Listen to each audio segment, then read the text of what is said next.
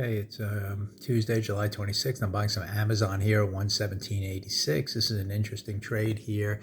You can see here I'm buying it at the blue line, 117.86. The 5-minute chart, which I was watching, started up, kind of paused here after the first 15-minute bar form for a couple bars, and now we're starting higher. So on the 15-minute chart, what you have here is kind of a down opening, but to the to the close of yesterday. Then it started up, paused, starting higher. So I'm going to play that Amazon, after gapping down in sympathy with Walmart, is actually ready to rally today.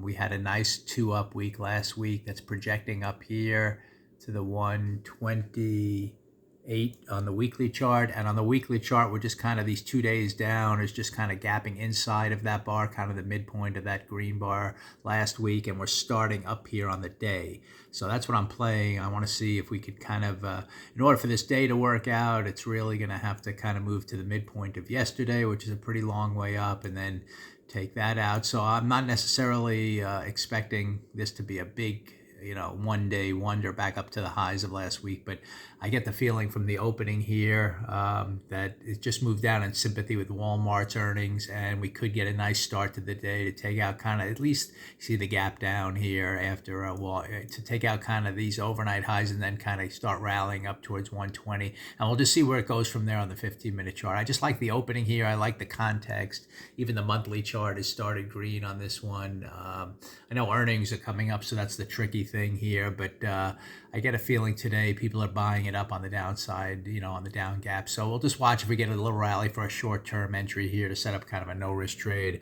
Again, buying Amazon right here at 117.86, just kind of watching the 15-minute chart. Want to see it hold the midway point to that first bar, which is kind of that yellow line or the close, from yesterday.